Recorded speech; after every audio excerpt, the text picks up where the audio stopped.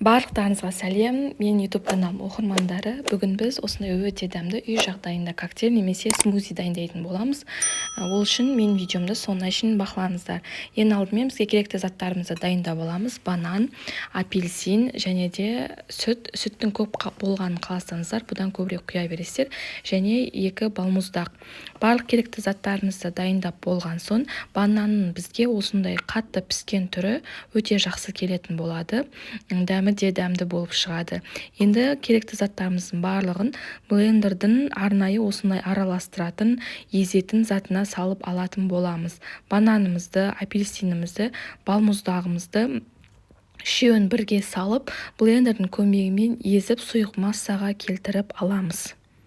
Құрметті көрермен, мен видеомды көріп отырған болсаңыздар, менің каналыма тіркелмеген болсаңыз, міндетті түрде тіркеліп, лайк басып, комментарий жазып, өз ойыңызбен бөлісе кетіңіз. Алдын ала рахмет.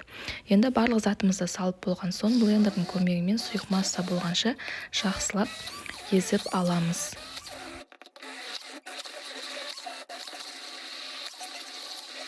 Барлығын жақсылап езіп болған соң, жаңағы сүтімізден азғана қойып, барлығын жақсылап блендердің көмегімен біріккенше, бір-бірінің дәмі бір-біріне үйлескенше жақсылап араластырып аламыз.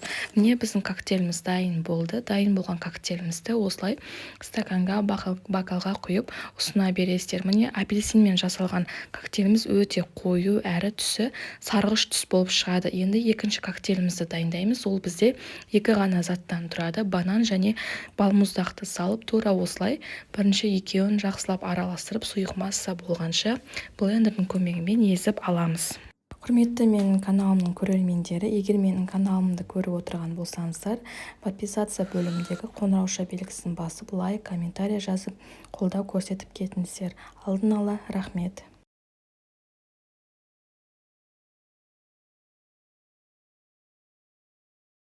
Екінші коктейлімізді сұйық қылып болған соң, оның үстіне керекті мөлшерде өзімізге қалағанша сүтімізді құйып аламыз, жақсылап езіп аламыз. Міне біздің коктейліміз, смузиміз дайын болды, өте дәмді болып шығады. Сіздер де міндетті түрде жасап көріңіздер. Бұл жерде 3 қана заттан тұрғандықтан өте сұйық әрі түсі ақшыл болып шығады. Ал жаңа апельсин қосылғанымыз қоюлау, түсі сарғыш болып шығады. Сіздер де міндетті түрде жасап, өз балаларыңызды қуантып, туысқандарыңызға жасап беріңіздер.